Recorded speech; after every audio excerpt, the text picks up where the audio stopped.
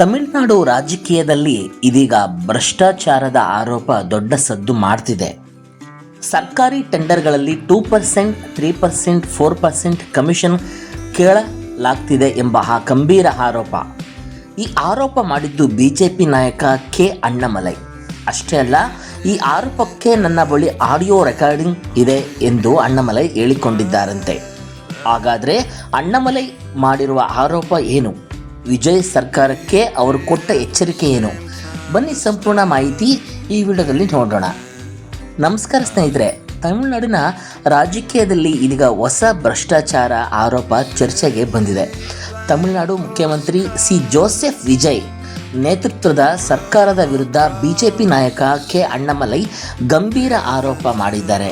ಚೆನ್ನೈನಲ್ಲಿ the leaders ಸಂಘಟನೆ ಆಯೋಜಿಸಿದ್ದ ಪರಿಸರ ಜಾಗೃತಿ ಕಾರ್ಯಕ್ರಮದಲ್ಲಿ ಮಾತನಾಡಿದ ಅಣ್ಣಾಮಲೈ, ಸರ್ಕಾರದ ಕೆಲವು ಸಚಿವರು ಸರ್ಕಾರಿ ಟೆಂಡರ್ಗಳಲ್ಲಿ ಗುತ್ತಿಗೆದಾರರಿಂದ 2% ರಿಂದ 4% ವರೆಗೆ ಕಮಿಷನ್ ಕೇಳುತ್ತಿದ್ದಾರೆ ಎಂದು ಆರೋಪಿಸಿದ್ದಾರೆ.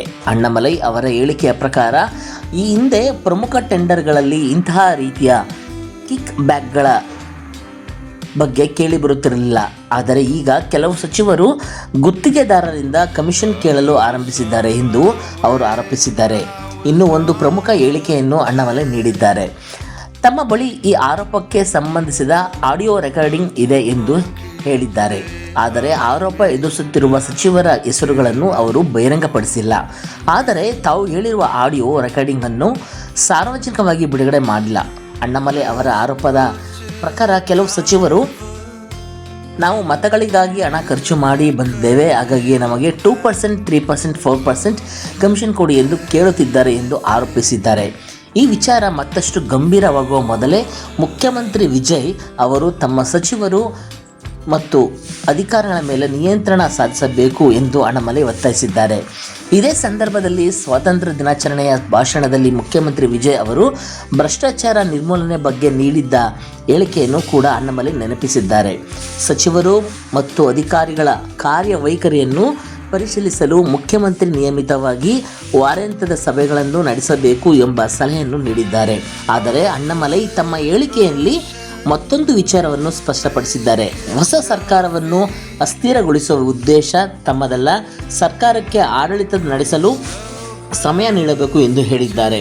ಆದರೆ ನಿಯಂತ್ರಣ ಸಡಿಲವಾದರೆ ಆಡಳಿತದ ದಿಕ್ಕು ತಪ್ಪುವ ಸಾಧ್ಯತೆ ಇದೆ ಎಂಬ ಎಚ್ಚರಿಕೆಯನ್ನು ನೀಡಿದ್ದಾರೆ.